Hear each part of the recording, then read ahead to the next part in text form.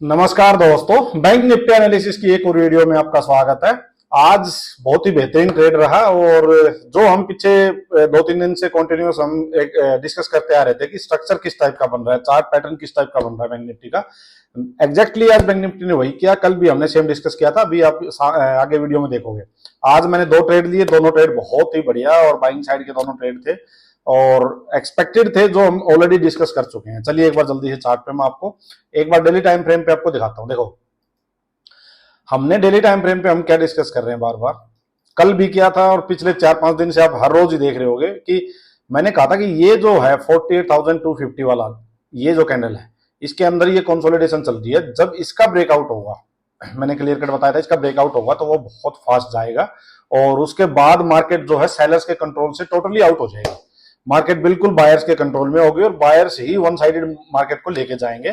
सो अगर इसको ब्रेक करता है और उसके बाद आप सेलिंग साइड में बैठने का कोई मतलब बनता नहीं है। दोनों सिनेरियो मैंने डिस्कस किए थे कि हो क्या सकता है डाउन साइड भी और अप साइड भी। आज मार्केट ने वही किया। देखो 3-4 दिन यहाँ कंसोलिडेट किया और उसके बाद आज जहां ओपन हुआ, ओपन होने के बाद आप देखोगे मार्केट सीधा वन साइडेड अराउंड 1000 पॉइंट की रैली। क्या जबरदस्त मूव आज बैंक निफ्टी ने दिया है। चलिए एक बार हम डिस्कस करते हैं इसको चार्ट पे। देखिए, मैंने आपको कल बताया था, कल जो ये आज फर्स्ट कैंडल देखो, कल यहाँ मार्केट की 47,900 के अराउंड की क्लोजिंग थी। सो मैंने आपको कल जो अपनी वीडियो में मैं बताता हूँ 59 सेकंड वाली में भी और लॉन्ग वीडियो में भी मैंने कहा था कि अगर इसी लेवल पे बैंक निफ्टी ओपन होता है तो देखिए डायरेक्ट ना बाइंग साइड जा सकेंगे ना सेलिंग साइड जा सकेंगे, क्योंकि कोई क्लियर कट व्यू अपने पास है नहीं मार्केट में कि मार्केट बायर्स के कंट्रोल में है सेलर्स के कंट्रोल में है। बायर्स के कंट्रोल में मार्केट आएगी जब इसको मार्केट क्लोज करेगी, इसके ऊपर क्लोज करेगी। और डाउन साइड में तो मार्केट में क्या था कि जगह जगह पे स्पॉट थी, तो एज सच कोई सेलर्स के कंट्रोल में आने वाली अभी मार्केट थी नहीं। आज मार्केट ने क्या किया देखो, मैं आपको एक बार 5 मिनट में दिखा देता हूं।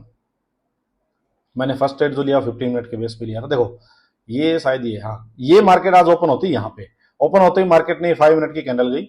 अब एक ट्रेड देखिए, ये फर्स्ट 5 मिनट की कैंडल है, इसके बाद 1 2 3 कैंडल इसके अंदर ही रुकी है। मैं आपको दिखाता हूं, फर्स्ट 5 मिनट की कैंडल का हाई है 1 2 3 कैंडल इसके अंदर रुकी है। मैं आपको बार बार एक चीज क्या बोलता हूं कि अगर कहीं कंसोलिडेशन मिलता है अपने को तो वो थोड़ा इंपॉर्टेंट हो जाता है। मैंने कल भी कहा था कि अगर कंसोलिडेशन देके मार्केट अपसाइड जाएगी या डाउन साइड जाएगी तो हम उसको वैसा ही ट्रेड ले लेंगे अगर यहीं पे मार्केट ओपन होती है तो, कहा था। सो ये कंसोलिडेशन हुआ, ये 3 इनसाइड कैंडल हुई फर्स्ट कैंडल के अंदर, तो एक मन था कि यहां ट्रेड ले सकते थे, बट मैंने यहां ट्रेड अवॉइड किया। क्यों किया? क्योंकि प्रीवियस डे का जो हाई था ना, वो देखो यहां था, ये हाई था, तो ज्यादा बड़ा कोई मूव था नहीं, हार्डली यहां से आप देखोगे तो 60-70 पॉइंट्स का ही आप मूव था जहां प्रीवियस डे का हाई था। तो इस वजह से मैंने यहाँ ट्रेड नहीं लिया, ये बहुत एग्रेसिव ट्रेड हो जाता। सो मैंने इसको अवॉइड किया क्योंकि यहाँ रिस्क रिवार्ड बैठ नहीं रहा था। अब क्या था मार्केट में, मार्केट अपसाइड जाती रही जाके इसने इसको ब्रेक किया। मैंने आपको क्या बताया था कि मार्केट को कोई भी इंपॉर्टेंट लेवल को अगर घोड़ा काफी दूर से भाग के आ रहा है तो उसको थोड़ा कंसोलिडेशन जरूरी है। इसके ब्रेकआउट के बाद एक कंसोलिडेशन होना चाहिए और उसके बाद ही हम फर्दर अपसाइड जा सकते हैं। तो अब देखोगे आप, देखो मैंने क्या किया था यहाँ पे, मैं आपको बार बार बोलता हूँ अगर कोई इंपॉर्टेंट लेवल ब्रेक हो रहा है तो 5 मिनट में तो कंसोलिडेशन देखो और 15 मिनट्स में उसका ब्रेकआउट देखो अच्छे से। 15 मिनट की कैंडल एक ब्रेक होती है तो थोड़ा सा अच्छी इंपॉर्टेंट कैंडल मानी जाती है कि उसमें लगता है कि हाँ बायर सच में इंटरेस्टेड है, जो कि 15 मिनट्स के कैंडल का ब्रेकआउट करवाया। देखो बिल्कुल क्लियर कट 15 मिनट में ही एक ब्रेकआउट हुआ। उसके बाद क्या चाहिए था, बट उसके बाद चाहिए था अपने को एंट्री। देखो ये एंट्री देने आई है कैंडल, इसने इतनी बढ़िया एंट्री दी यहाँ पे और थोड़ा सा यहाँ स्टॉप लॉस तो हल्का सा बड़ा रहा, बट मार्केट ने काफी दिन के बाद इस लेवल का ब्रेकआउट किया था। तो मैंने यहाँ पे इसके पास ही बिल्कुल यहाँ एंट्री ली थी, हालांकि इसने और नीचे पे एंट्री दी थी, बट ठीक है इसको इतना परफेक्टली टाइम तो हम नहीं कर सकते। यहाँ पे मैंने अपनी एंट्री बनाई, यह एंट्री बनाई, ये मेरा स्टॉप लॉस था। ठीक है, स्टॉप लॉस थोड़ा बड़ा था, मैं आपको पहले बता रहा हूँ, बट मैंने इसलिए आज ये थोड़ा रिस्क लिया क्योंकि बहुत दिन बाद एक ब्रेकआउट हुआ था वो 15 मिनट में। सो काफी इफेक्टिव लग रहा था ये। और उसके बाद तो मार्केट ने आप देखोगे, देखो वन साइडेड रैली, कुछ था ही नहीं। इसके बाद तो आप खुद सोचो कि अगर 10 दिन की कंसोलिडेशन के बाद ब्रेकआउट हो रहा है मार्केट में और तो सेलर्स कहां से आएंगे, तो कोई मतलब नहीं था। डायरेक्ट जो टारगेट था वो 48,500 के अराउंड था, 48,500 देखो ये डायरेक्ट यहां तक पहुंचा। बहुत जबरदस्त ट्रेड था ये, बहुत जबरदस्त मूव था। हमने एग्जिट किया, कहीं पे कोई हैमर टाइप मिला था कुछ, देखो एक सेकेंड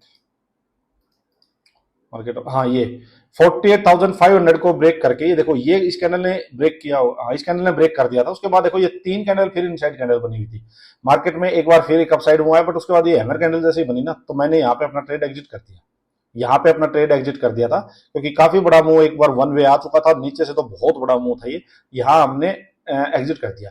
अब सिंपल स्ट्रेटजी क्या होती है, 48,500 ये फिर से एक रेजिस्टेंस जोन था, यहाँ पे स्ट्रेटजी अपनी क्या थी कि यहाँ पे फिर कंसोलिडेशन मिले, कंसोलिडेशन के बाद अपसाइड ब्रेक हुआ, डाउन साइड ब्रेक होगा, हम वैसा ही ट्रेड लेंगे सिंपल।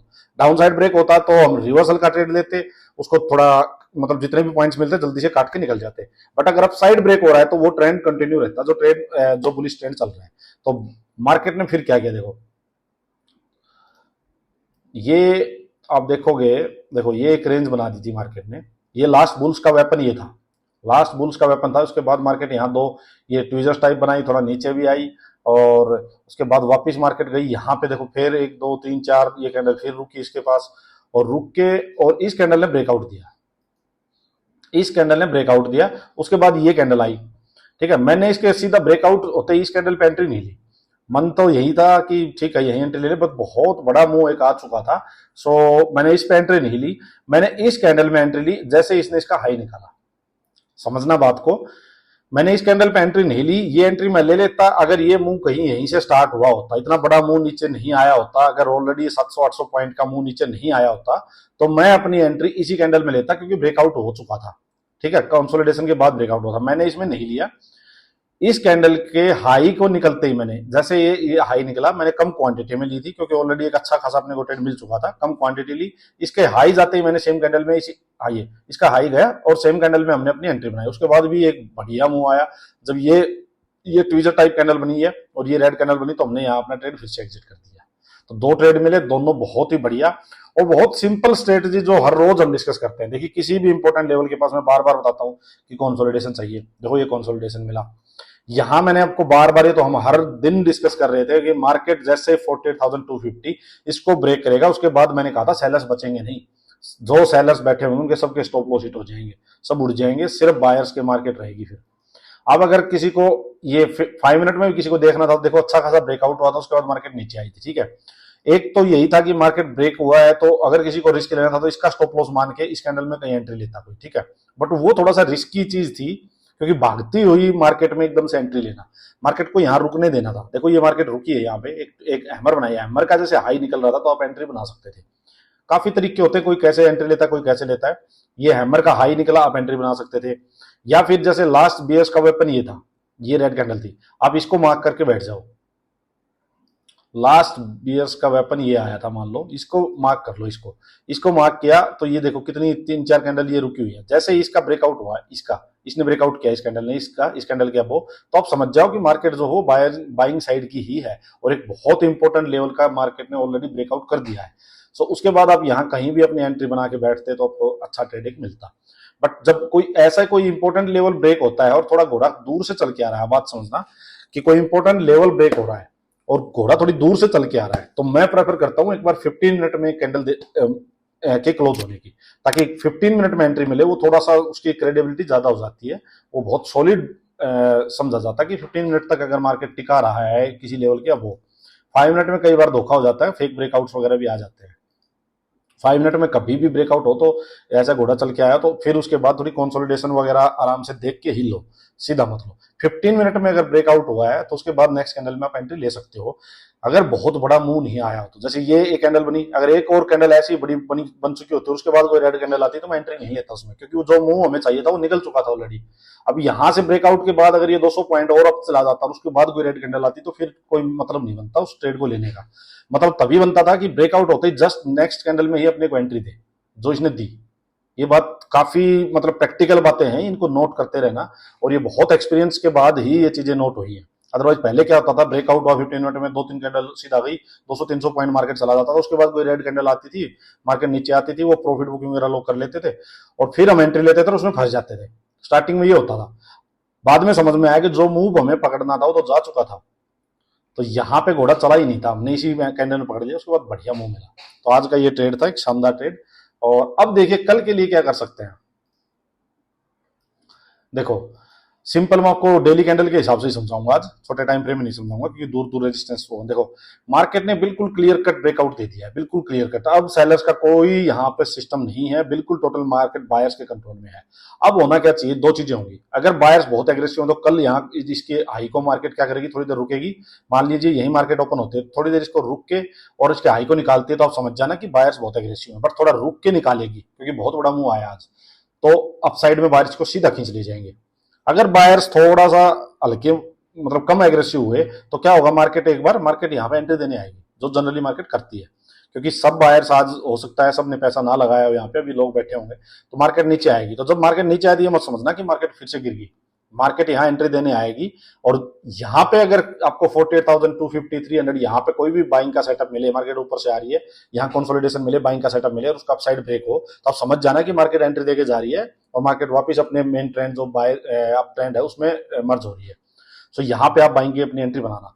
टॉप पे आप क्या करोगे, मार्केट यहीं ओपन होती है, थोड़ी देर यहाँ रुकती है, थोड़ी देर रुकती है, रुक के और कंसोलिडेशन देके अगर डाउन साइड मार्केट ब्रेक करती है तो आप रिवर्सल का ट्रेड प्ले करना, अगेंस्ट द ट्रेंड का ट्रेड प्ले करोगे, तो उसमें बहुत ज्यादा देर तक बैठना नहीं है। आप सोचो कि इसको डायरेक्शनल प्ले कर लूं, वो मत करना। जहां भी नीचे मार्केट रुकने लगे, कोई भी नीचे स्पॉट आए, उसके ऊपर आप एग्जिट कर देना, सिंपल स्ट्रेटजी।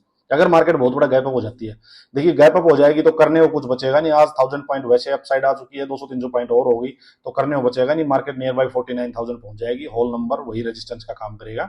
और ये जो रेजिस्टेंस है 49,050 के अराउंड का, ये काफी इंपॉर्टेंट रेजिस्टेंस रहेगा, एक बार मार्केट को ये फेस करना पड़ेगा। सो बहुत बड़ा गैप अप हो जाए तो थोड़ा सा मार्केट में आराम से शांति से बैठना। मार्केट को ऊपर से अगर कोई रेंज बन के डाउन साइड मार्केट आ रही है तो आप अपना रिवर्सल का ट्रेड प्ले कर सकते हो, ठीक है। तो एकदम से बाइंग साइड में एग्रेसिव नहीं जाएंगे। अगर मार्केट में गैप डाउन हो जाए तो वही है, मार्केट गैप डाउन होगी तो वो एंट्री देगी बायर्स को, सिंपल बात है। नीचे बायर्स ही बायर्स बैठे हुए हैं मार्केट में, जितना मार्केट डिस्काउंट रेट पे आएगी उतना ही बायर्स एग्रेसिवली बाइंग करेंगे। तो नीचे मार्केट खुलती है और कोई भी बाइंग का सेटअप मिलता है किसी भी स्पॉट पे, तो आप तुरंत बाइंग करके बैठ जाना, कोई दिक्कत नहीं है, ठीक है। चलिए आज के लिए इतना ही दोस्तों, थैंक यू।